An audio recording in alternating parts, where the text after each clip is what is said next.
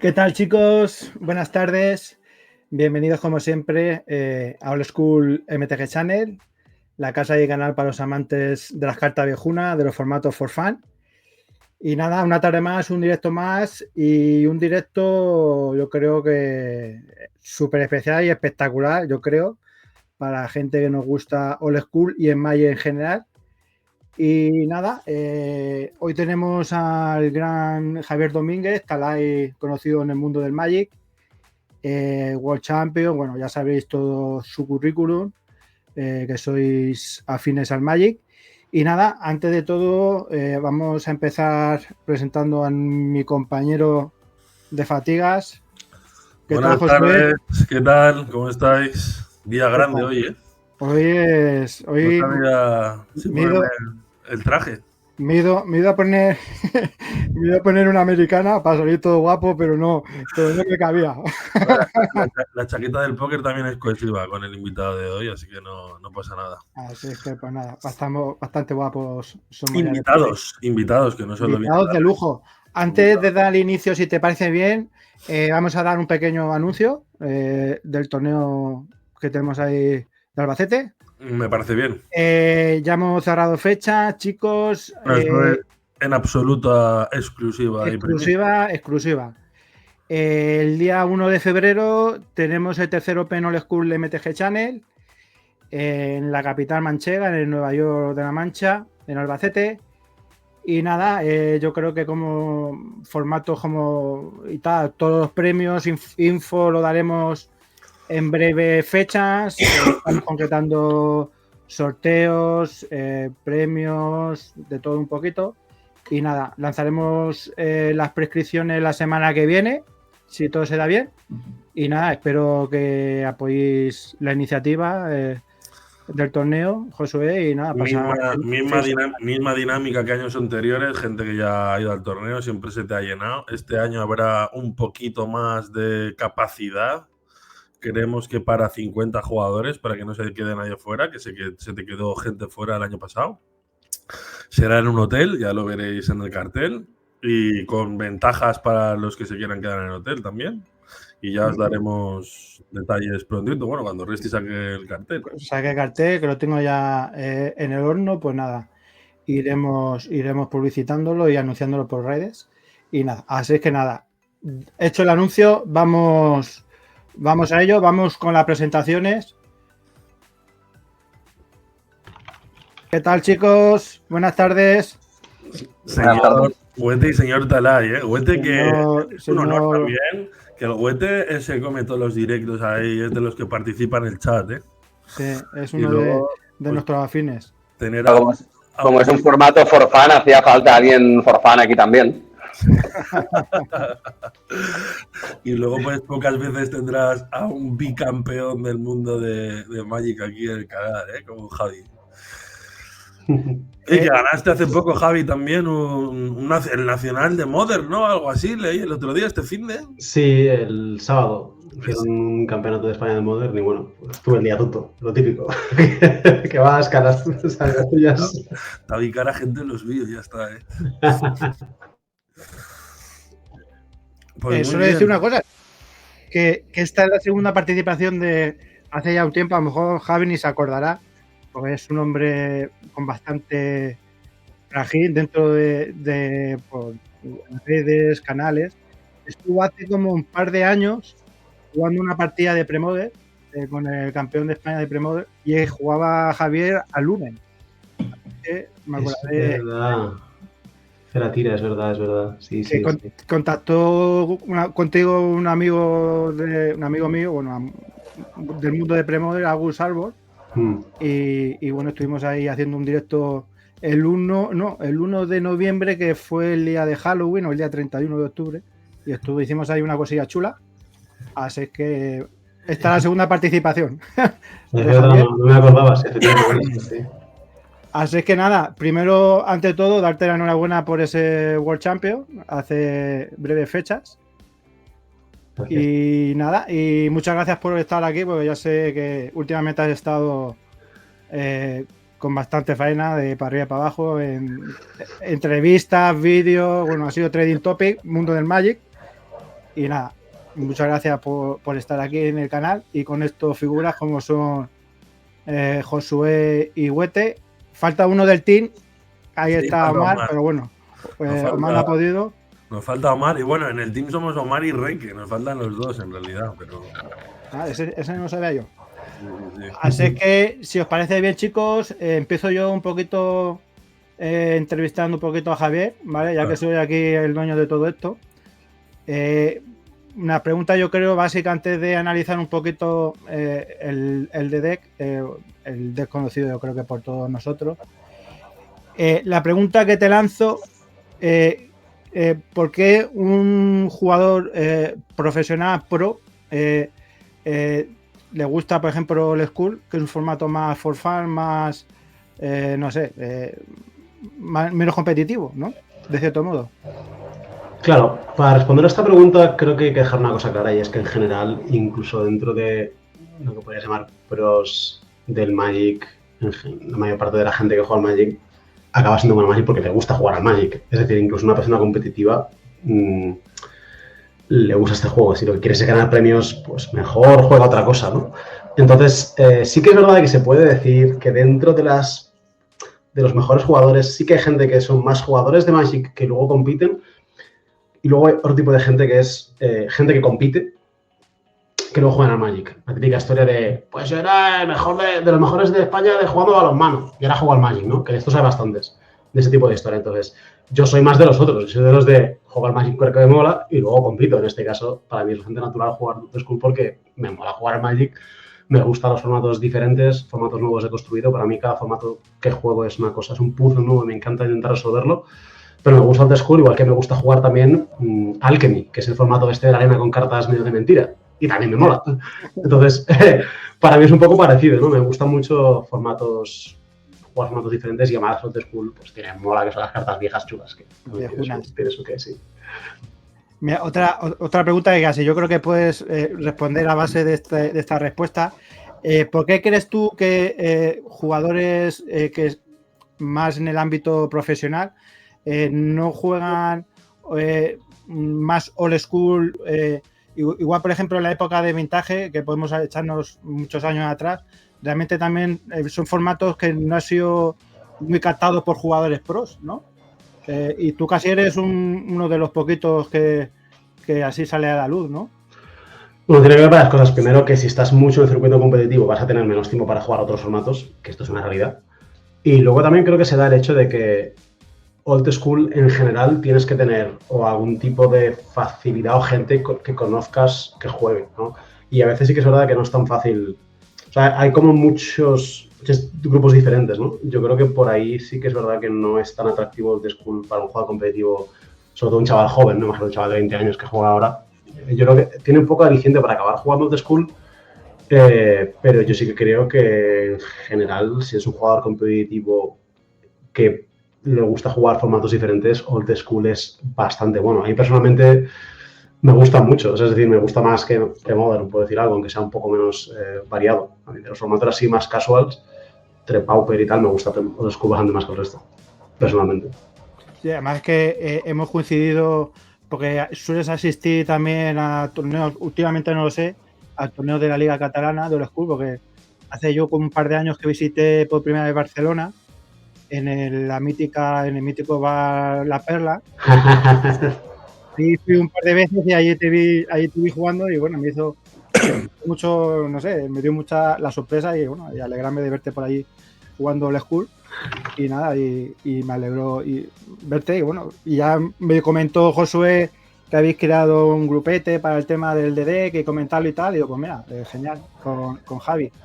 Así es que otra preguntita más, aparte del deck que vamos a analizar hoy un poquito, tu lista, la que has perfilado, ¿hay algún mazo aparte de deck que hayas jugado? No, así generalmente no. O sea, sí que he jugado alguna vez algunas partidas con otras barajas, pero es que no he encontrado demasiados motivos para jugar otras barajas más allá de que creo que, bueno, para algunas partidas para aprender a entender cómo funcionan, ¿no? Por ejemplo, he jugado algunas partidas con Atok y similares, pero no soy mucho de probar muchas barajas diferentes. Soy en general, como jugador de Magic, más de jugar mucho una para poder entenderla realmente. Es decir, yo necesito muchas partidas para conseguir entender una baraja y en este caso lo que hice con The Deck, para jugar mucho hasta, creo, entender más o menos lo que es el núcleo del mazo. Ok. Javi, cuando jugáis ahí el Ecos, tío, me molaría preguntarte, cuando has jugado de deck y te has adaptado a las reglas de la Ecos y miramos en TCDex listas tuyas con Hymn to Torax, donde os ha permitido Fallen Empires, o cómo te acoplas a jugar solo con un Mirror Factory, porque aquí en Old School, claro, cada uno se monta sus normas, ¿no? En la Ecos tenéis vuestras normas, yo en mi torneo pongo las mías y en Italia juegan con otras. ¿Cómo de justificado ves esta gente que le da tanto miedo jugar con Hymn to Torax, que Fallen Empires normalmente está chapadísimo? ¿Y cómo de Scary ves esta gente que siempre está restringiendo la Mirror Factory, tío? Desde mi punto de vista, es más la cuestión de la Factory que de Hymn to Torax. O sea, la Factory es el motivo por el cual The Deck es el mejor mazo a años luz del resto. Es decir, es el mejor Factory Deck a cualquier nivel. Es el mazo que mejor aprovecha tener una mana, es el mazo que mejor aprovecha los blockers y es el mazo que mejor aprovecha el luego en condición alternativa. Entonces, creo que son dos cosas muy diferentes. Una cosa es el Factory, creo que el Factory, el formato a nivel de diversidad es mejor, o sea, es menos homogéneo si no hay Factories, pero Fallen tiene otros problemas. O sea, Hymn to Torax es una carta que es muy fuerte, que es bueno o no que esté en el formato Hymn to Torax, ya depende más de cada uno, creo que esto es bastante personal. Sí que creo que si juegas, o sea, en las reglas de Old School de Barcelona, se juega con Hymn to Torax. Creo que si juegas una baraja lenta, no tienes mucha excusa para no jugar Hymn to Torax, que es una carta, o sea, el nivel de poder de esta carta es muy alto comparado con el resto del formato. No diría que es lo mejor que puedes hacer en el formato, pero bastante cerca. Entonces, claro, para mí es más una cuestión de cómo acomodas el Hymn to que de si debes o no jugar el Hymn to. Para mí es bastante evidente que jugando ese tipo de mazos hay que jugar así. De hecho, yo jugué con 2 torneos con estas reglas y era bastante claro que había que jugar algunas copias. Sí que es verdad que un Hymn to no es como un cantrip bueno en cuanto a que las copias en múltiples son más flojas y con tragos son peores, etcétera. Pero esto no quita que sea una carta a nivel de Counterspell, por ejemplo, para que nos entendamos. Es una carta muy fuerte en general. Es como bueno siempre el Hymn to Torax, ¿no? Yo siempre he estado ahí súper a favor del Hymn to Torax porque abre mucho, sobre todo cuando en torneos no se permiten proxies, la gente que no tiene ahí un alto poder adquisitivo puede ahí pegarte un par de Hymn to Torax y ganarte igual, aunque no valga tanta pasta su baraja, no sé. Es muy fuerte, pero claro, tiene unas restricciones bastante grandes también. Al final no dejas una carta con doble negro en un formato cuyas bases de maná, que esa es otra cosa. O sea, Old School le pasa un poco, jugar Old School es parecido a jugar un estándar muy pequeño. De hecho, se parece más la física a un bloque construido, el típico antiguo bloque construido, en cuanto a que la base de maná limita mucho. Esto pasa a veces también en el estándar, ahora ha cambiado, pero hasta hace poco era estándar de 2 años. Cuando es un estándar de 2 años y hay solamente un tipo de duels, pasa mucho esto, ¿no? Old School, esto sucede en cuanto a que jugar doble negro y doble azul y doble blanco se te complica un poco, ¿no? Y por ahí también importa mucho, creo, esto de cada formato. Bueno, gente del chat, si queréis hacer alguna pregunta o algo a lo largo del directo, hacedla sin miedo y aprovechar que tenemos aquí hoy a esta pedazo de bestia del Magic. Podríamos hablar ya un poquito del mazo. Resti, no sé si lo tienes por ahí para pincharlo. Vamos a hablar de la versión que ya hemos utilizado todos. La he jugado yo, Omar Díez la ha jugado más que nadie, Huete la cambia un poco, luego hablaremos del tema. Y yo quería preguntarte, porque al final miramos listas de The Deck y 53, 52, 54 cartas siempre son las mismas. ¿Cuánto crees que impacta en el win rate cambiar esas 5 o 6 cartas diferentes de una versión de The Deck a otra? Creo que impacta más o menos poco, y me explico. O sea, en general, hay una cosa que creo que se la oí por primera vez en Osif, pero que es muy cierta, y es que cuando tú acabas jugando mucho una baraja y acabas afilando hasta el último slot, ganas muchísimo, y esto es verdad. Pero es más el hecho de todo lo que aprendes a jugar durante el proceso de afinar la baraja que de los cambios que haces en sí. ¿Vale? Entonces creo que es más una cuestión de que si juegas mucho, acabas jugando mejor. Creo que llevar un disenchant más, un disenchant menos, etcétera, no acaba de impactar tantísimo, sobre todo en un formato como Old School, donde las cartas que son mejores son demasiado mejores, que esto es otro tema. O sea, Mind Twist y Library of Alexandria en concreto son bastante mejores que el resto de cartas del formato. Entonces, al final, un impacto muy grande de tu mente va a venir de cuánto te robes estas cartas y cuánto te ven tus rivales. En el formato en el que se juegan, que ¿cómo se llamaba este? Que es Intuition sin Law. Paladin Rules. En Paladin Rules sí que es mucho más importante montar tu baraja bien. O sea, Paladin Rules es el más... en el que más ventaja vas a sacar por montar un mazo bien hecho. Porque es el que tiene más, digamos, cintura en cuanto a que montes la baraja. O sea, yo creo que en el School tradicional, Swedish se llama, creo, ¿no? El sueco es más o menos medio comparado con formatos modernos cuando tuneas la baraja. Es medio porque, a pesar de que estas cartas importen mucho, sí que es verdad que las partidas son muy largas y muy tácticas. Muchas veces en Old School las partidas duran muchos turnos, ves 30 cartas, entonces meter una respuesta más puede cambiar mucho la película. Pero no es tanto como en Paladin Rules, donde claramente creo que sí que impacta muchísimo que puedas montar un mazo diferente. Y este tiempo desde que hemos creado el grupo, que claro, nosotros, Huete y yo, tenemos el lujo de tener en el grupo y no paramos de aprender, y aprender sobre fuentes de maná ha sido una de las cosas que hemos hecho este año, que ya al final yo ya voy loco y voy cambiando la base de maná toda, hasta incluso este fin de semana que tuvimos torneo en Madrid. El jugar 30 fuentes de maná, que es algo que casi nadie utiliza, 21 tierras y cacharro hasta completar 30, ¿crees que también tiene poco impacto o mucho impacto? Bueno, el impacto que tiene, como digo, depende del formato en el que juegues. Creo que el mayor impacto que tiene esto es que hace que tus manos con las cartas buenas sean mejores. Esto es un poco el mismo concepto que se aplica tanto en estándar como en limitado, ¿no? En sellado. El típico sellado que te abres, que tienes un par de cartas muy buenas y le metes 18 tierras o 19 tierras porque al final lo que quieres es jugar tus cartas. Y el tema del maná es más una cuestión conceptual, de que la carta que fuera a meter en vez de la tierra número 30 es bastante floja en comparación a... O sea, en general las barajas de Old School están estructuradas de manera un poco peculiar en cuanto a que se parece más a un draft. Porque hay cartas muy buenas y cartas muy malas en cualquier baraja, la que quieras. Las últimas cartas que metes en el mazo de Old School son realmente malas. Y no más que ver los banquillos, ¿no? Que los banquillos en general son muy flojos. Por eso tener más mana tiene mucho sentido, porque al tener banquillos flojos, tú lo que quieres es, digamos, que tus cartas fuertes tiren del carro. O sea, quieres tirar la bola que sabe jugar más, para hacer un poco la analogía del fútbol. Y con esto consigues este efecto, básicamente, es lo que quieres buscar, ¿verdad? Sí, me ha venido a la mente ahora un recuerdo, tío, un recuerdo contigo de estar jugando un draft de NAT o de GP y decir, mi baraja es una basura, voy a jugar solo 13 tierras en vez de 17, 18. Sí, es lo opuesto quizás, ¿no? Pero bueno, en este caso también hace muchos años. Creo que sería Mirrodin, puede ser, que se juega en pocas tierras. A saber. Sí, bueno, pero este concepto es real. O sea, si tu baraja es peor, no 17, pero puedes jugar 15. Si tienes que ganar aquellos, si tienes ventaja de cartas, pues bueno, apretas un poquito y juegas los que tienes que jugar. Esto se hace, sí. Yo quería hacer una previa, porque yo como no tengo vergüenza ni la conozco, he venido a discutirle a Javi la lista, pero hay una previa que quería decirse, una cosa que decía Resti, que yo creo que el formato Old School es fundamentalmente actitud. Hemos llegado muchos aquí cansados o incluso rebotados del juego competitivo.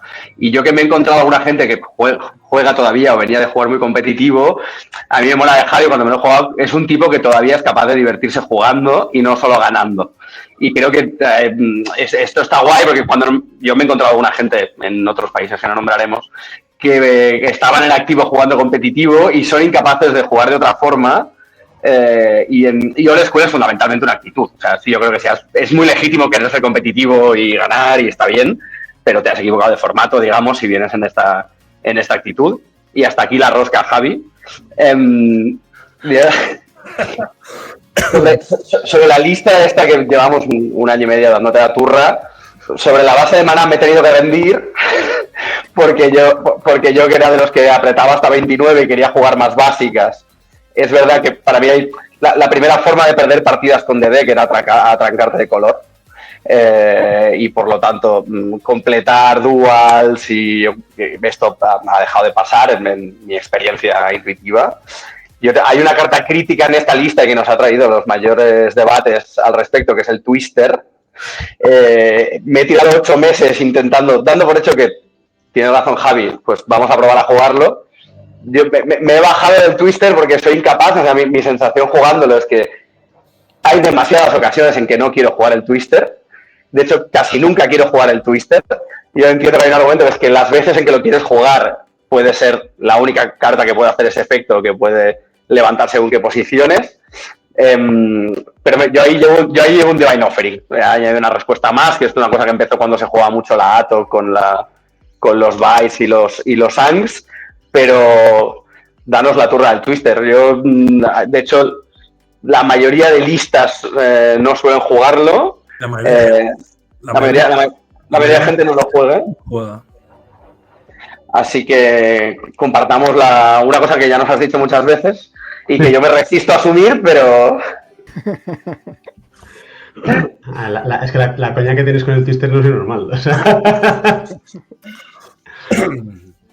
Claro, a ver, el Time Twister es una carta bastante complicada en general. No hay más que, o sea, evidentemente Not School es de las cartas más complicadas. Puede quedar más complicada, pero es que incluso en el Magic moderno, en los cubes, el Time Twister es una carta bastante complicada de jugar con ella, ¿no? Y yo creo que viene un poco por ahí también. Al final... A ver, ¿cómo empezaría? O sea, esto es un poco más profundo en cuanto al mazo en sí. No sé si hemos entrado a esto ya o no. O sea, porque es más hablar de la baraja en concreto. Bueno, dale, sí. Puedes explayar todo lo que quieras, pero yo, cuando te refieres a que es una carta complicada, ¿a qué te estás refiriendo? Bueno, la física de la carta es muy rara, ¿no? Es decir, tú tienes claro para qué sirve una espada en guadaña, tienes claro para qué sirve un bolt y tienes claro para qué sirve un counterspell. Pero no está muy claro para qué sirve el Twister. O sea, más allá de saco yo y te hago mox Twister, ¿cuál es el objetivo del Twister? ¿Me explico? O sea, ¿para qué llevas el Twister? Es un poco raro, en general, yo creo, el concepto de la carta. A esto me refiero con que es raro, no sé si tiene sentido lo que digo.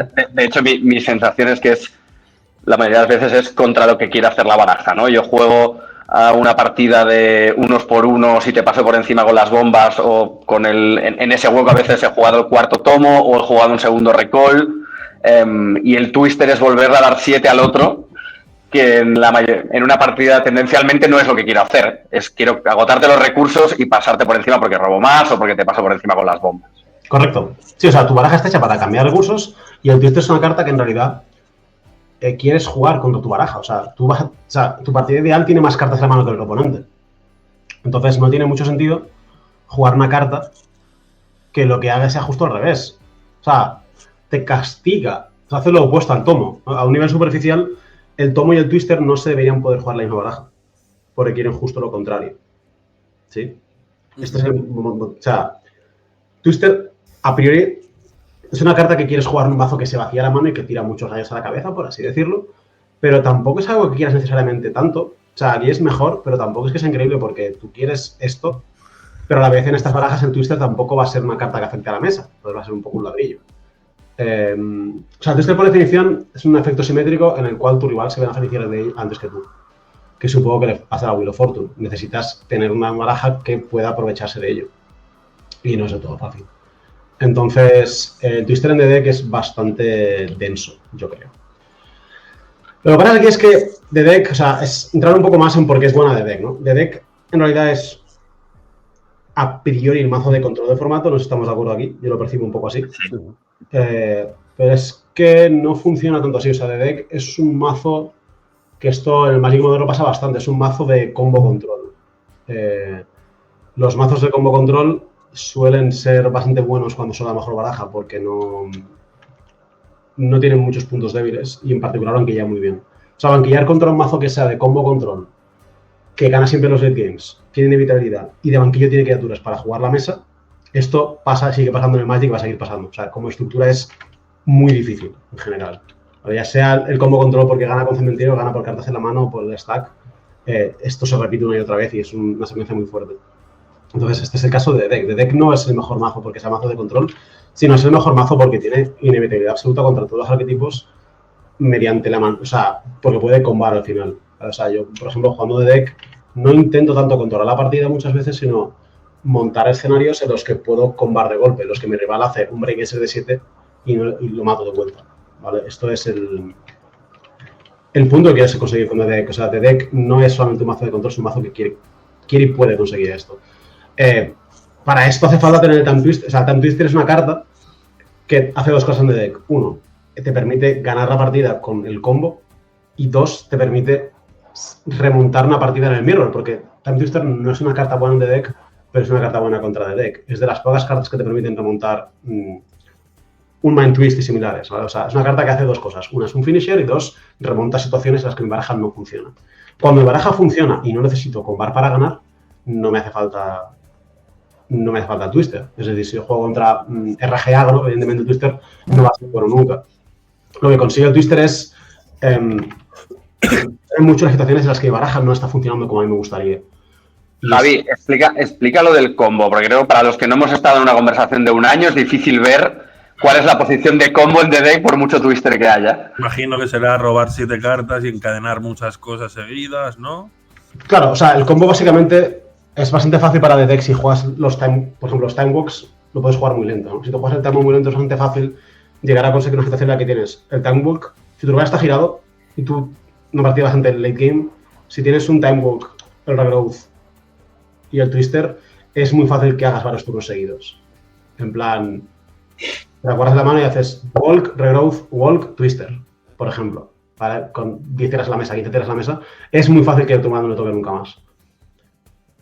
Para hacer esto lo único que hacer es jugar muy lenta las cartas de desarrollo de turnos, evidentemente, pero si ya lo consigues, básicamente haces que lo que juegue tu rival no importe. Cualquier desarrollo de mesa que haya hecho no importe, ¿no? Y la cantidad de vidas, etcétera.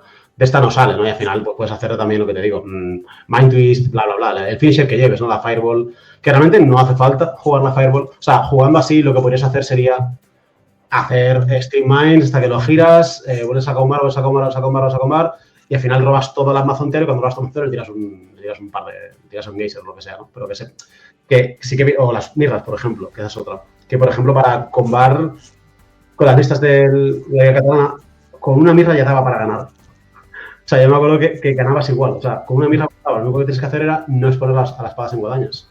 Pero si combabas entero, ganabas lo mismo. Eso me pasó más de una vez.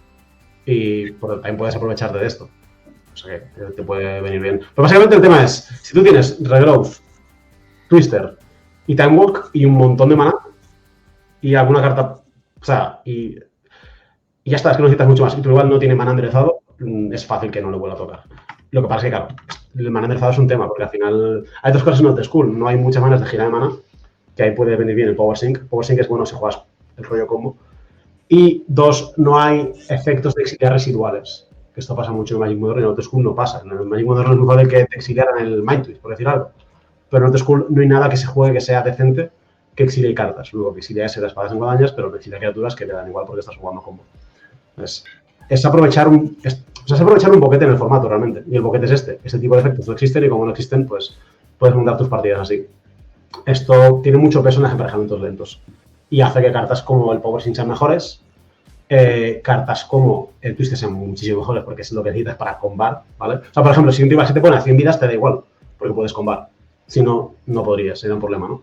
Y aparte cartas como eso, como la Ivory Tower son mucho mejores, porque en el momento en el que tengo una Ivory Tower y simplemente tengo que estar ahí vivo y al final combaré, es muy fácil para mí jugar la partida. Mientras que si tengo que ocuparme de matar a mi rival es bastante complicado. Por eso hace que la Fireball realmente no sea muy necesaria, o sea que es una carta que se juega un poco de más. Más que la Fireball es una carta que te permite también cerrar situaciones un poco más rápido, que a veces no siempre es fácil. En concreto, una dinámica muy habitual es se acaba jugando un super late game y hay un Geyser o un Mind Twister en el stack bastante gordo por el cual ambos jugadores pelean. Cuando esto pasa, es el momento ideal para combar. Si esto no pasa, si tu rival nunca decide pelear por este Mind Twister o por este Geyser, es bastante complicado de ejecutar, si no. Entonces, está bien tener una Fireball ahí para poder tener una amenaza más que pueda atacar esta situación. Todo esto teniendo en cuenta que pasa mucho más en Game 1 que en Game 2 y 3, que en 2 y 3 cambia completamente, hablo solo de Games 1 en concreto, porque Game 1 es el paradigma es que hay más respuestas que amenazas, o sea, tú tienes 4 mirras contra 4 espadas y 4 o 5 disenchants, de manera que es bastante ambicioso que consigas meter una mirra que gane la partida, es muy difícil. Sí que importa, o sea, saben meter daños, pero en una partida no suele ir de ahí, ¿no? Entonces, si puedes jugar más cartas como el Twister, puedes jugar mucho más despacio en general, mientras que si no juegas una carta como el Twister, te puedes ver en situaciones de inferioridad estratégica, ¿no? En la que, por ejemplo, pues no te quedas en conditions, te descartan la Fireball y cosas así, y de repente no puedes ganar. Esto es un problema, y esto se lo pasa cuando no juegas el Twister. A medida que sube el nivel de tus oponentes, más importante es jugar cartas así, porque los combo kills no se puede hacer mucho contra el combo kill si lo ejecutan. Sin embargo, sí que puedes hacer cosas contra un oponente que no entienda su rol en la partida. Pero esto sí te proteges. El Twister te protege, digamos. El Twister te protege de que te puedan hacer maniobras un poco extremas en cuanto a, por eso, de te descartarás un conditions o similares. O tienes que gastar demasiadas counters al principio para impedir desarrollo y luego no tienes counters para luchar por el twist al final del game. Y ese tipo de situaciones creo que el Twister consigue un poco esto. Pero básicamente es ese speed card. O sea, evidentemente, si el metajuego es ahora es menos bueno. Para los que no llegues a tener el pensamiento, yo me he rendido, ¿eh? No, yo prefiero tener mi Divine Offering y jugar al desarrollo del early porque me quema en la mano el Twister cada vez que lo robo a turno 4 y no sé qué hacer con él. Y me come la moral. Te quería preguntar por las otras dos cartas, creo que más diferenciales de las listas habituales, que son las dos Ivories de main, donde habitualmente las listas que vemos habitualmente, pues aquí habría un Mirror y otro Abyss, o un Mirror y un Lightning, o dos Lightnings. Digamos, esos slots los ocuparían un anticriaturas más y el Mirror o dos anticriaturas. Que yo aquí sí que estoy con las Ivories, pero cuéntanos un poco esta lección. Es que en realidad me parece aplastante. O sea, puedo entender que según el metajuego, según cómo juegues, no te guste el Twister porque bla, bla, bla, bla. Bueno, vale, lo del Ivory es que es mucho mejor. O sea, es que el Ivory... Es que son dos cartas que solo juegas tú, ¿eh? O sea... Es que la Ivory es muy buena. O sea, es que quiero decir, la carta buena en un formato en el que, como decía antes, o sea, la tónica de formato... La que define el formato es bases de mana malas y que las cartas... Hay cartas muy buenas y cartas muy malas. La Ivory es a veces horrible, a veces una carta de las mejores. O sea, hay manos que te abres la mano y es mejor que el Timebook. Entonces, yo qué sé, ¿qué más quieres? O sea, hay manos que te abres la Ivory y es lo mejor que te puedes abrir. Esto ya es... increíble, ¿no? Y es mala en situaciones en las que mi baraja es buena. Que si te fijas al revés que el Twister. O sea, cuando mi baraja está ejecutando bien el plan y llego al late game, la Ivory es bastante peor. Es un finisher bastante mediocre, en realidad. Pero hace de finisher, ¿no? O sea, pero sin embargo, cuando mi baraja me están bajando bichos y yo estoy intentando iniciar con la Ivory, me salva. The Deck es una baraja que no tiene muchas herramientas de tempo, en realidad. O sea, cualquier partida que juegues con The Deck en la que te juegan amenazas y no hay un Source to Closures en tus primeras 15 cartas, tienes serios problemas en general. Es la manera más fácil de perder con DD contra criaturas. Ivory Tower hace que tus manos lentas sean mejores. Es un finisher excelente en el formato. Te permite tener más tiempo contra las Source to Closures. Es mejor post banquillo. Además, obliga a tus oponentes a tener combo kills y que tengan que pasar por ahí porque en un nivel de pones esta vida, si no te matan, es que lo tiene todo. Es que, quiero decir, me parece bastante. La gente se tiene que quedar muy loca ahora mismo escuchando a Atalay decir que la Tower es un finisher. Es un finisher. Pero tiene sentido, ¿no? O sea, tú, la partida que ganas con el deck que tienes 2 tomos, 20 tierras, 80 cartas en la mano, tu rival tiene un Plains, ¿sí? Estas partidas bajas el mirror y ganas, o bajas la Fireball y ganas, ¿no? O lo matas con 5 mirras. Sí, pero si estás a 5 vidas, a veces pierdes. Si haces ahí bonita de ahí, ganas el primer turno 6 vidas, y ya está, te vas a 11 y ya no puedes perder. O sea, la Ivory Tower cierra la puerta. Es una carta que, o sea, yo creo que es de las... Igual es la cuarta o quinta carta que más uso con el Demonic Tutor, perfectamente. Lo cual es bastante... O sea, yo empecé a jugar una Ivory Tower porque pensaba que era buena en el formato, pero cuando yo llegaba a jugar 4, eran demasiadas, pero empecé a meter más copias cuando me di cuenta de que era un tutor, o sea, era un target de tutor más o menos habitual, que es que hacía Demonic Tutor a la Tower como finisher. Pero cuando te das cuenta de esto, ya el otro es bastante fácil. Y en la comparación con el Mirror, si jugáramos un formato con quemadura de maná, como juegan los americanos, creo que es, y cambiaría la valoración. ¿Ahí crees que el Mirror podría pelear? Tendría que probarlo. Me sorprendería. O sea, el problema del Mirror no es que el efecto sea malo. Tú cuando haces el Mirror sueles ganar. O sea, cuando giras 5 manás con The Deck no le pasa nada al Mirror, no te pasa nada a ti. No pasa nada por nada, porque tu rival no está haciendo nada. O sea, habría que probarlo, ¿no? Igual sería jugable. Ni siquiera creo que fuese muy bueno. Es que es bastante difícil, ¿eh? Y cuesta 6, o sea, poco. No sé, sí, lo que sea, da igual. O sea, cuesta 200. Es que es un finisher muy lento, es un finisher que no hace nada. Me parece muy, muy, muy malo. En general, con más que me van a... Mi instinto me dice que no, pero tendría que probarlo. Y la última, volviendo a lo de la cantidad de cartas, digamos, ¿cuánto influye el cambio en las listas? Que en realidad yo concuerdo que debe ser poco, ¿eh? La lista de este año que ha ganado, que el torneo, el que es el mundial, de Old School en Génova, que además es colega, que juegan una lista unos cuantos italianos con 3 básicas, con 28 fuentes y sin las Fellowars, porque decían juego más tierras, aunque juegue menos mana, porque quiero ser menos débil al anti-artefacto, y además juegan 3 Abyss main, que a mí me parece muchísimo, están en el sitio, digamos, de las Ivories, y que a este colega Dani, que le ha ido siempre muy bien los resultados, creo que la variabilidad de esto es poca, a no ser que el metagame sea muy particular. Yo sí que creo que en la base de maná yo no sé cómo no lo nota, porque esas 2 llanuras y una isla que te impide jugar mucho, de hecho le obliga a jugar una Volcanic más en el site para el rojo de la ref, porque si no es insostenible. Pero sobre todo el cambio de las Fellwars, que no sé si, a mí me parece que es poco relevante la cantidad de artefactos, pero por el Miral Flux, por ejemplo, para lo que te aportan en fijar color. Bueno, el tema de las Fellwars es delicado, al final depende del metajuego, ¿no? Sí que es verdad que hay metajuegos donde es mejor jugar Fellwar y metajuegos donde es mejor jugar las tierras y pues, al final es un poco más complicado. Las básicas son bastante malas en general. Como digo, una tónica de formato de una vez más es que las bases de mana son malas, entonces jugar Fellwars es la base de mana y jugar duals es la base de mana.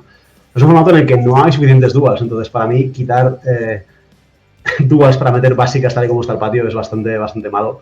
El tema de los Abysses y las Towers, o sea, la diferencia entre jugar un Mirror Match jugando Towers y jugando Abyss creo que es masiva. No sé si responde tu pregunta, pero supongo que sí. Sí, además, bueno, contra la mayoría incluso de las barajas más jugadas, ¿no? Contra robots, los Abyss, pues tampoco. Incluso las torres pueden no ser buenísimas, pero son mejores que un Abyss. Y contra Lions, pues estás un poco ahí. Bueno, es que contra las barajas de croquetillas, en realidad los Abyss pasa una cosa, que los múltiples son malos. Y luego, lo que te decía antes, que es que tus manos no operativas mejoran mucho con las Towers. O sea, la Tower es una carta que yo les llamo estabilizadores, ese tipo de cartas. Son cartas que te hacen hacer menos mulligans, a pesar de que luego son malos en el mid-game. O sea, la carta está diseñada en la baraja para que hagas menos mulligans y de esta manera darte ventaja de carta. O sea, cuando tú te robas una Tower mid-game que no es buena, te quita una carta. Pero cuando te quedas su mano por la Tower, te da una carta. Entonces, en realidad, te está generando ventaja de cartas virtual por existir en cuanto a los mulligans que no haces. Ahora lo he entendido. El twister este que tienes en la mano porque no puedes jugar porque es una mierda, te da vidas. Más o menos. No, es un poco diferente. El twister es diferente. El twister lo que te da es a veces tips que serían mulligan de manos de muchas más tierras. En plan, te abres un de play, Sol Ring, Mox, tierra, twister, te lo quedas y es bueno. Sí. Entonces, la carta que robas el twister cuando es mala, en realidad pierdes 0 con 3 cartas, no pierdes una carta porque otras veces te la da. Yo pienso mucho en esos términos cuando monto las barajas y creo que la Tower es masiva comparado al Abyss en esta situación. O sea, si el metajuego es muy bueno para el Abyss, mejor, pero muy bueno tiene que ser.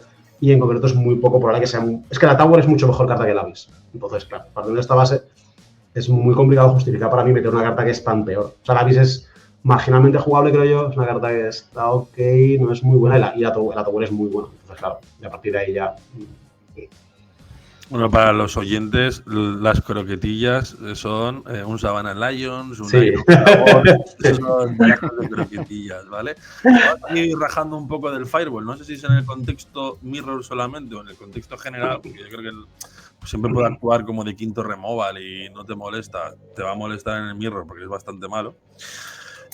¿Cómo ves? Porque algunas veces vemos Serra Ángel de base o una copia o múltiples. ¿Qué opinión te merece a ti el Serra de base? Este lo he jugado bastante, lo he jugado en varias ligas.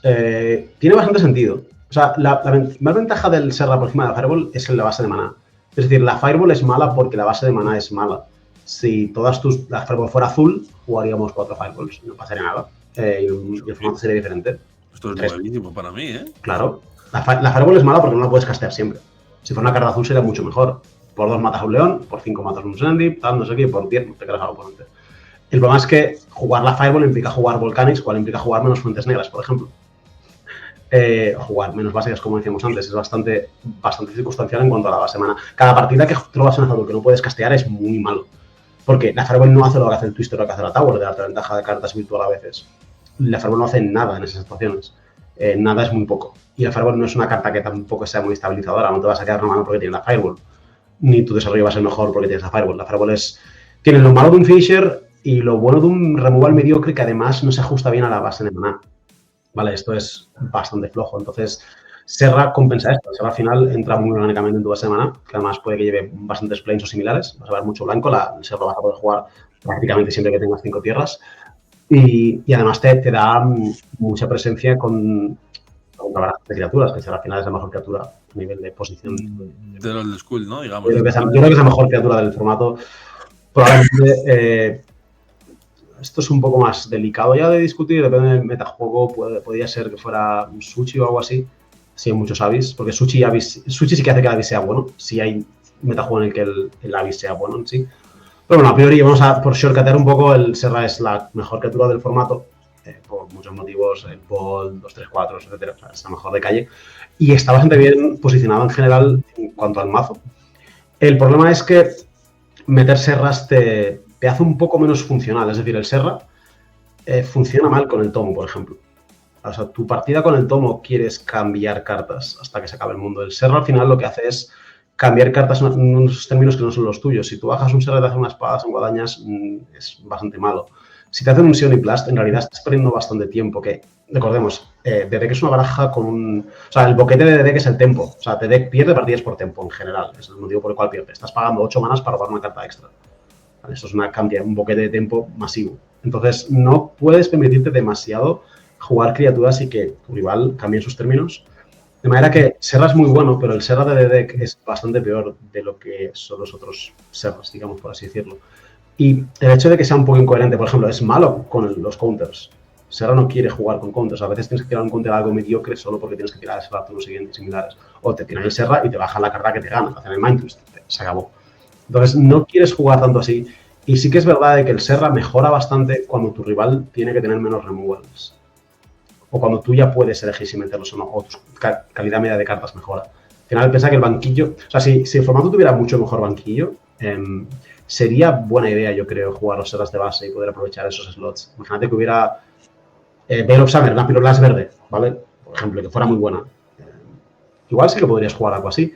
Pero es que no es el caso. O sea, al final, meter los Serras de banquillo quiere decir que juegas 2 patatas menos en Cyborg, en plan, un Spiriting menos o lo que sea. Y esto hace tu baraja mucho más estable que Game 1. Mucho más, que se baraja mucho más control combo. Si metes Serras, la baraja se vuelve mucho más híbrida, se vuelve más mid-range control combo, que es todo a la vez, que a priori, si está bien montado, es mejor, ¿no? Esto pasa en Magic Modern con las barajas de Fénixes, por ejemplo. Pero en Old School sucede que las respuestas son mucho mejores que las amenazas. Hay una discrepancia de calidad de carta absoluta. O sea, en estándar, bajas tu bicho de coste 2, tiene un removal de coste 2, ¿vale? Y tu removal de coste 1 no mata muchos coste 3. De hecho, si mata tu removal de coste 1 en coste 3, es un drama. Aquí es un bicho de coste 1 que se come removals de coste 5, pero ñom ñom, ¿vale? Y además, a nivel de poder, el Serra es muy alto comparado con las criaturas, pero no olvidemos que el nivel de poder del Serra es embarazoso comparado con el de Mirror's Factory, que es también el tipo de carta que hace que el Serra sea peor. Tu rival tiene 2 Factories, te está empujando, te dejas a 10, bajas un Serra y cambias el Serra por el Factory y un Bolt. No es... O sea, al final parece que es un buen cambio de los 2x1. Has cambiado tus 5 manás por un Bolt y perder una barril, pero ya ha recuperado 2 partes del Bolt. El Bolt hace 3 la cara y en realidad va a hacer 2 a la cara igualmente, ¿sí? En ese cambio que a priori es más o menos bueno, en realidad estamos cambiando el Serra por una carta que es la Mirror's Factory y ganar una vida. Vale, si lo ves así, es mucho más negativo que decir, no, mira, le he matado a la Mirra y le he quitado el Bolt de la mano y me he comido 2. Pero en realidad lo que está pasando es que estás cambiando el Serra por el Bolt y una vida. Cuando el Serra a priori contra barajas de Bolt parece muy bueno, cuando lo miras con este prisma, te das cuenta de por qué no es tan bueno. Te das cuenta de por qué pierdes tantas partidas jugando contra Azul Rojo en los cuales bajas el Serra y acabas perdiendo porque te pasan por los lados, ¿no? Y claro, te pasan por los lados mucho más si tienes Serras que si tienes Towers, por ejemplo. En este caso, son cartas que se compiten directamente, ¿no? El Serra también es menos estable que el Tower en cuanto a los mulligans y similares. Y como finisher es peor, de nuevo. Con lo cual va un poco por ahí, ¿no? Tiene que ver con lo buena que es la Mirror's Factory, lo malo que es el Serra contra removals y lo buena que es la Tower. Este es el motivo por el cual no jugaría el Serra, a pesar de que a nivel superficial tiene sentido. Yo lo probé, estuve pensando bastante en ello y creo que no es atroz, pero bueno, el último plus es malo en el Mirror. Que a priori el Mirror es la mejor baraja, pero asumiendo que el Mirror no es la baraja más jugada, existen metajuegos donde jugar Serra sería mejor. Tenían que ser metajuegos muy pesados en barajas con Serendips, por ejemplo, pero muchos Serendips y pocos Serendips Blasts y muchos Energy Fluxes similares. O sea, podrías montar un metajuego en el que esto pase, pero es bastante raro, en concreto como por todos estos factores, y el último que lo mencioné de pasada, pero es que se aman en el mirror. Tú puedes serras en el mirror, y Trubal tiene espadas y tú no. O sea, Trubal tiene espadas y tú no tienes target, pues pinta mal. Vale, esto sí que...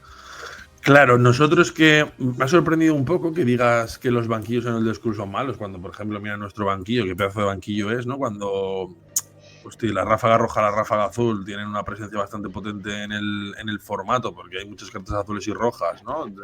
La típica UR sabes que se va a comer post-side un montón de hate, porque la gente juega estas cartas, ¿no?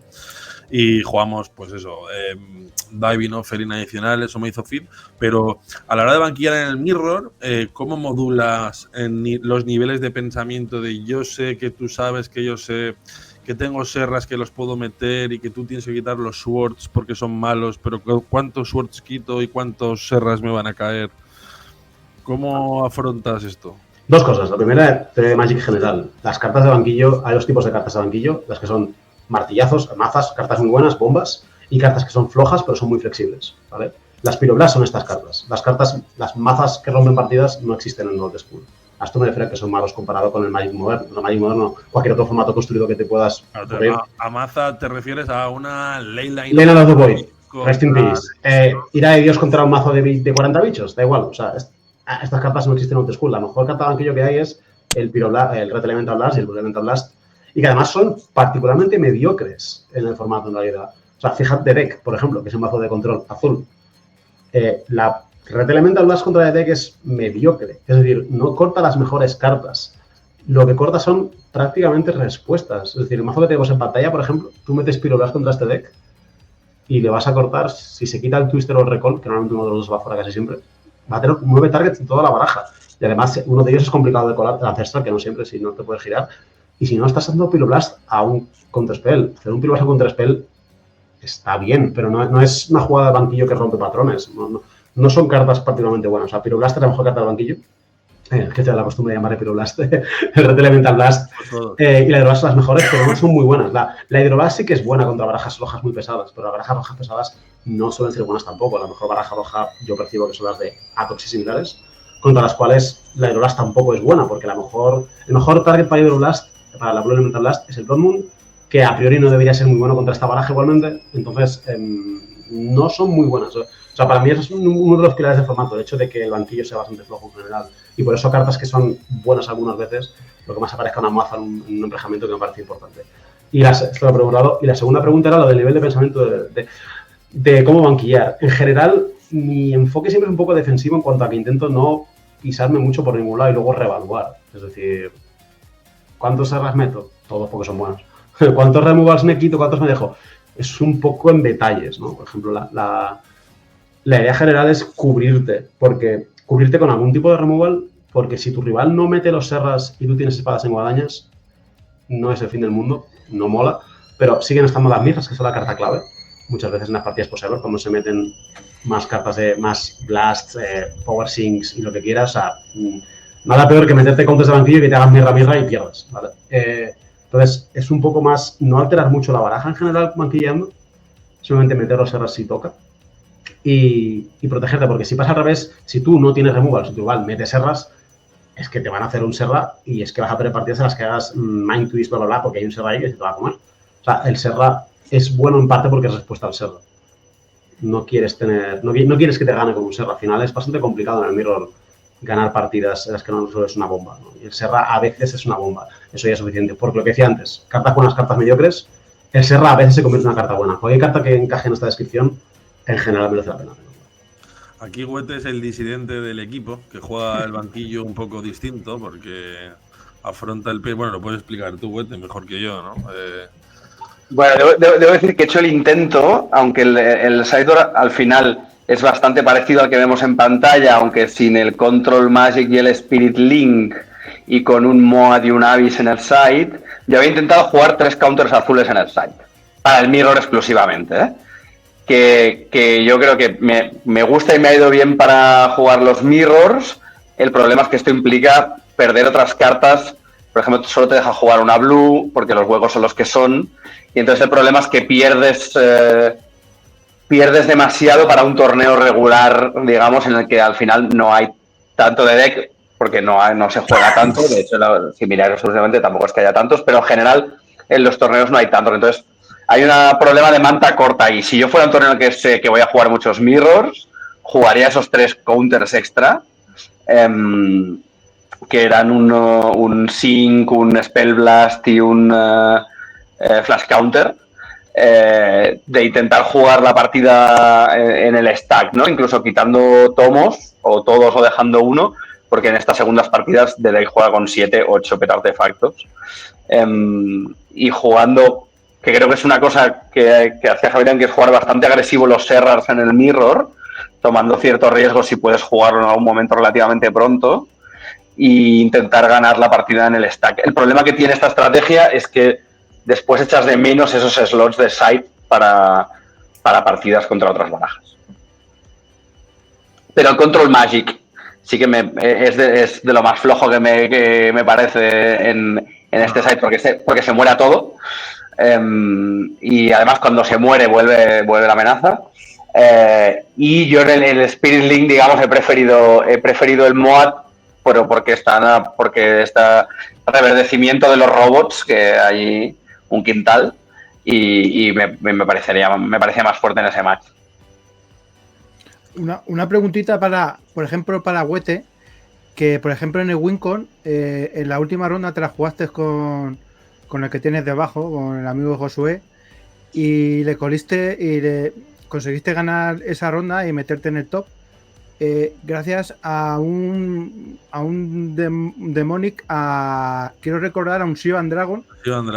A un Shivan Dragon que no lo hemos nombrado, y bueno, me gustaría saber ese Shivan Dragon dónde aparece. Sí, yo he jugado 2 serras y un Shivan en lugar de 3 serras. Y la primero razón es porque Shivan es de beta. No, es de Unlimited, debo decirte. Primero porque es un Shivan precioso de Unlimited y me parece la razón suficiente en este formato. Pero después porque es un 5-5 y gana estos mirros contra los Serras, y porque es una más contra la Blood Moon, que sé que a Javi le parece que no es nada buena, a mí me parece que no es tan definitiva como alguna gente cree, aunque solo se juega una básica, pero que, hombre, puede ser un problema. Y a mí me molaba el Shivan. También os digo, hay un componente romántico de esto. Es un Shivan y no me digas que no, porque es un Shivan. No. Fantasía. Estamos de acuerdo en que es un Shivan. Y se le respeta. El Control Magic es tal vez siempre la carta que tenemos más debate en el grupo de WhatsApp, ¿no? Ahí sí. De hecho, en WinCon creo que ninguno de los... O sea, esa carta la jugamos diferente todos. Omar, que es el que más fe tiene en Talai, más en el sentido de que no le discute como Weti como yo, le hace caso y punto, ¿sabes? Porque siempre estaba como Weti antes diciendo en el directo, no, es que nos resistimos a lo de la base de maná. Pues claro, nos podemos resistir todo lo que quieras, que cuando Javi te dice, mirad chicos, esta base de la maná la he hecho como si jugara un Pro Tour. Si no jugáis esto, no estoy jugando óptimo. Pues entonces, la metes, que es un argumento que entiendo. Cuando me explican del combo guild no entiendo nada, entonces... Pero claro, el Control Magic, yo me acuerdo que Omar iba al Control Magic, Wete sus counters ahí, sus cosas raras, y yo estaba jugando el segundo Abyss ahí, Wete estaba jugando el Moat. Bueno, tampoco creo que el argumento que usaba Omar para conservarlo me parecía muy legítimo, que era una win condition, y es cierto, es una win condition, pero bueno, los problemas que ha dicho Wete pues los tiene, ¿no? Un Disenchan, una ráfaga elemental roja, pues pierdes el tempo del que hablábamos, pero bueno, no sé si nos queda algo por decir. Bueno, algunas cartas random a veces se han visto en The Deck, no sé cómo ves Talai el Stone Rain Main para el Mirror para tener un slot más por si me atracan con la Loa, lo ves así que tenga mucho sentido, o alguna ráfaga roja de base que se lleva. Suena bastante mal, o sea, lo del Stone Rain tendría que ser solo para los mirrors, y es que da un poco, es que además la base de maná de nuevo, es que tienes que jugar más maná rojo que no quieres, no suena muy bien eso. Johnny, tirando mal. Johnny en el chat te dice que cómo ves el Tormod script para el Mirror Match. Claro, el problema del mirror match es que la baraja es suficientemente fuerte como para que no puedas liarte a meter un montón de cosas así. Es decir, te metes una Tormod Script y luego te hacen, pues, tomo, tal, geyser, no sé qué, y te ganan con ventaja de cartas pegándote con las mirras. Ese es el problema, que si quieres jugar una partida mucho más defensiva para cerrar a tu rival, la baraja es suficientemente buena como para castigarte por tener un mulligan. Yo creo que este es el problema para jugar una Tormod. No creo que dé por eso, porque es que es que un mulligan es bastante. O sea, una carta que no hace nada si no se llega al spot de cortar el combo kill. No sé que lo puedes dequear en realidad con la Tormod y el Twister, pero no lo he llegado a probar. Igual si todos son mirrors, sí, pero no suele ser el caso de los torneos en general, tengo entendido. Hostia, si metiéramos a Johnny en el grupo, tiene una pinta de disidente tremenda, güete. En el midgame es partida, dice el tío. Así, y ya está, Qué máquina. Bueno, un saludo a Auri, tío, que no suele vernos mucho y hace mucho tiempo que no lo veo, tío. Yo. Mira que vi a Duque este fin de Madrid, ya fue un encuentro súper mítico. Pero bueno, como está Talay hoy, tenemos hasta Filipo en el chat. O sea, ya es para ya podemos cerrar el chiringuito ya. Y Copy Artifact contra Mirror y Robots. Yo esta la sopesé, de hecho, en algún momento. El problema del Copy Artifact... Esto te lo juegan algunas decks de croquetillas contra ti, creo yo, ¿no? Sí, también, pero sí, no es una carta particularmente mala. El tema es que es muy circunstancial. Es una carta que, o sea, en realidad... es una carta que tendrías que jugar casi por encima de una fuente de maná, creo yo. De hecho, se jugaba en el sitio de una Felwar muchas veces porque podía hacer esa doble función, ¿no? Puedo copiar un Mox o puedo copiar un Sushi. Si el metajuego tiene muchos, específicamente Mirror y Robots y nada más casi, igual podría ser. No suena muy bien, pero tampoco suena horrible. Vamos a decirlo así. Copiar una mirra siempre ha sido una jugada muy potente, ¿no? Juegues lo que juegues. El problema no es que copies una mesa buena, es que la carta es un poco circunstancial en cuanto a cuando puedes jugarla. Y que es una carta que... ¿En qué tipo? O sea, en The Deck no quieres copiar una mirra. No quieres gastar un spell en copiar una mirra. Y no quieres tener una carta que te haga hacer mulligans porque no tienes más tierras. Prefieres meter una dual más que te permita hacer menos mulligans. Te permita juntar más mana para jugar el tomo y eso. Es un poco complicado. Así que es buena, yo creo que la Tower. Tiene que ser buena con la Ivory Tower también. Es una carta que no me atrevo a decir que va a ser mala porque igual, te digo, en según qué metajuego se podría jugar una copia. Hasta ahí. No creo que dé para más. Después de este directo van a subir las Ivory Towers, Haced buyout, chicos, buyout. Ya esto buyout. Pues no sé, Talay, tío, creo que lo tenemos todo dicho. No sé si alguien del chat quiere decir algo más, tío. No sé si te veremos jugando el The School fuera de Cataluña, tío, en algún torneito. Bueno, yo jugué una vez en un Four Seasons, un side event de The School, en un torneo de estos que... ¿Cómo fue? Sí, volaba el domingo por la noche y no quise jugar el Modern porque iban a ser 10 rondas tal y Old School.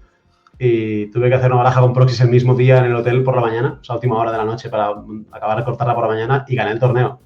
Pero era un poco lamentable la baraja porque eran Proxys súper feos. Es el hombre que provocó una nueva floor rule en Old School que es Proxys vale pero decentes. Porque se plantó con sus fotocopias en blanco y negro. ¿Dónde fue esto? ¿Dónde? En Four Seasons, en Italia. Como anécdota graciosa, no sé. Es un torneo italiano que hacen en Bolonia. Solamente tenía mi baraja de Legacy, porque la de Modern me la dejaban. Entonces tuve que hacer proxy. O sea, mi baraja de Old School con la que jugué era mi baraja de Legacy con las fotocopias puestas delante. Y claro, por simetría ya, o sea, tenía mis Volcanic Island de verdad con el proxy de la Volcanic Island encima, porque no iba a jugar con 3 cartas de verdad y 57 de blanco y negro. Entonces, pues, o sea, había Force of Wheels, Volcanic Island, Murtides, tal, de proxy, dando la vuelta con la Perfect Size y todo, claro, y la fotocopia. Quiero decir que a los old schoolers de verdad les gustará saber que las cartas de otros formatos sirven para hacer de base para proxy. Claro, sí que sirven. Pero fue gracioso porque era la baraja del School, que era la de Legacy, realmente. Qué pico, tío. ¿Te dejan jugar con proxies? Pero en teoría no se te puede ver y tal, ¿no? ¿O cómo está? En el de Possession sí que se podía. Normalmente, pues... No, pero me refiero, ¿te permiten jugar a ti con proxies? O sea, Wizards, Hasbro, no sé cómo ahora. Sí, en un torneo sancionado, sí, claro. Un torneo, mis cosas, como si yo juego proxies con mis colegas en mi casa. Claro, en torneos, hombre, en torneos jugado sin proxies, pero en mi casa, para jugar para el Pro Tour, testeamos mucho con proxies porque jugamos antes de que sacar las cartas siquiera. Esto es muy habitual también. Es una práctica muy común, de hecho, ¿no? Esta es el no sé qué va a salir y vas probando las cartas antes de que salgan. Yo tengo una pregunta, tío. Antes, cuando has dicho que muchos pros no juegan old school porque estáis preparando, pues no sé, la temporada, no sé cuántos Pro Tours se juegan ahora, ¿no? En mi época se juegan 3 al año solo. No sé si esto ha cambiado ahora. No, 3 y el Mundial. 3 y el Mundial. Porque históricamente, tío, en Vintage yo me acuerdo que los más pros eran gente que solo jugaba Vintage, ¿no? Rollo Stephen Benedian y peña así. Y luego pros muy poquitos. Sam Black, que tal vez sigue jugando, ¿no? Owen Turtenball o gente así. Para de contar, ¿no? Y ahora vemos a Ole Rade, que ahí está jugando el School el tío, porque tendrá sus colegas ahí en su pueblo jugando. ¿Cuánto tiempo le dedicáis a prepararos la temporada, tío, de Pro Tours? ¿Tenéis pocas semanas libres al final de año? Esto depende de cada uno, es decir, yo creo que 2, 3, 4 semanas quizás para cada torneo, pero yo personalmente creo que lo ideal es trabajar en ello todo el tiempo, es decir, cuando no estoy jugando el Pro Tour, estoy intentando jugar drafts para mejorar el draft cuando llegue el Pro Tour, por ejemplo, ¿no? Este verano yo tiré el Mundial en octubre, pero me tiré el verano jugando estándar para que cuando salga la siguiente colección ya saberme todas las cartas, todas las barajas, todas las tal, para cuando salgan las nuevas cartas ya tenerlo testeado, ¿no? Esto depende un poco de cada uno. Yo personalmente sí que creo que toda preparación que hagas suma, pero otra gente simplemente no juega mucho y cuando hay un Pro Tour, pues eso, 2 o 3 semanas antes empieza a jugar mucho y testea muchísimo y ya está. Depende de cada persona, en mi caso bastante antes. Mucho tiempo en general. No sé si tienes algún tipo de ritual, bueno, conociéndote y siendo exjugador profesional de póker, estoy bastante seguro que tendrás una metodología a la hora de prepararte un pre-tour bastante definida. ¿Algo que podamos aplicar los que jugamos old school? ¿Un formato que no cambia nunca? Difícil esto. O sea, una cosa importante yo creo que es revalorar un poco lo que se percibe como verdades del formato, ¿no? Pues en plan, ¿esto era así? Bueno, ¿esto era así o no? Es una cosa que sí que es bastante útil de cara a... Yo cuando he trabajado, digamos, en mi baraja de old school me he tenido que plantear muchas cosas que a lo mejor, pues eso, no son las aceptadas en el formato. Pero es que las cosas aceptadas en el formato lo son hasta que alguien se da cuenta de que no lo son. Entonces, aunque el formato no cambie, es un formato que no ha sido, digamos, profesionalizado, ¿sí? O sea, que... Esto es lo que ha pasado con el Time Twister hoy, ¿no? Digamos, o con la Ivory Tower. O sea. Sí, más o menos, claro. Bueno, claro, yo te lo digo ahora, pero yo he estado jugando muchas ligas antes de llevar estas conclusiones. Al principio estaba posando palos de ciego. Al final ya, a cabo de 10 ligas o lo que sea, ya he jugado bastantes matches como para más o menos tener conclusiones. Yo creo que un poco por ahí. Sí que es verdad que el formato no cambie. Tiene la ventaja de que puedes no jugar en 3 meses y volver a jugar, no pasa nada.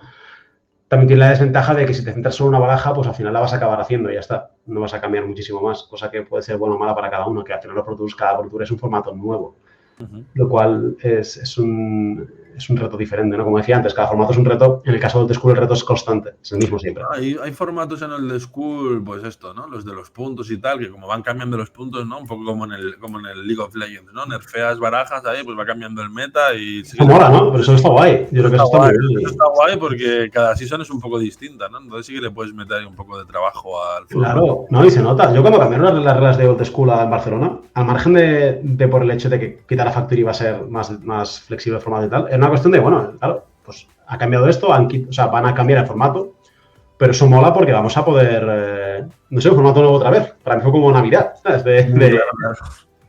Y eso yo creo que es una cosa que a mí personalmente me gusta. De todas maneras, recordemos que el primer corte definitivo a la hora de ir a un torneo del School es que si a partir de la ronda 3 todavía sabes cómo te llamas, va mucho mejor que si no, que es un corte bastante habitual en nuestros torneos. Está bien, y yo también quiero enfatizar, y estoy con Wete en el barco este del Old School, pues no sé, y como ex culo duro, que se suele llamar, está bastante más guapo y ahora somos un poco más mayores.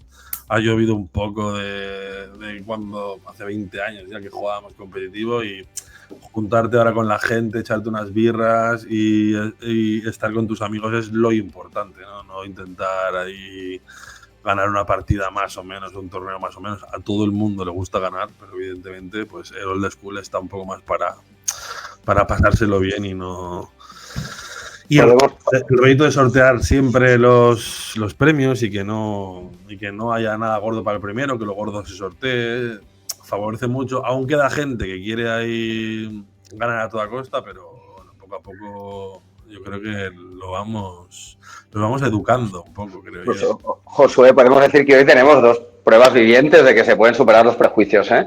No todos los pros son unos cretinos, que Javi es la excepción que confirma la regla, y del culodurismo también se sale, y tú eres la prueba viviente. Se puede reformar, totalmente de acuerdo, ¿no? Es cierto. Voy a iniciar el hashtag NotAllPros. No sé, es que en realidad es bastante prejuicioso, porque lo que sucede es que cuando tú juegas en un Pro Tour, por ejemplo, el ambiente en realidad es en general muy friendly, ¿no? Hay como una curva ahí, que eso es un efecto bastante peculiar, ¿no? En cuanto a que típica curva de, bueno, gente casual, ¿no? Que juega en su cocina, gente que empieza a competir tal y cual, ¿no? Y va siendo un poco más como a cuchillo, ¿no? Y luego da la vuelta, al final, yo qué sé, tú juegas... Buah, pero esto será ahora que las reglas han cambiado mucho, ¿no, Talay? No me jodas, tío. Cuando matábamos ahí arrogantes con la mirada, te vas a un Pro Tour y si la puedes matar, la matarías igual. No pasa. Además pasa dos cosas. Si te dejaran matarla, vamos, claro, no te dejan. No es tanto porque no te dejen, es porque al final tú estás ahí porque te gusta jugar lo que decía antes, ¿no?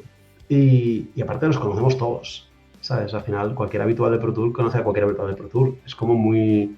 No sucede, o sea, es como que... Todos sabemos lo que cuesta llegar ahí, no sé si me explico. Una cosa que pasa, algo que tenemos muy presente. Una cosa que pasa mucho en el de School, algunas comunidades, ya no solo de España, de toda Europa, ¿no? Porque al final hay torneos muy gordos que son invitacionales, ¿no?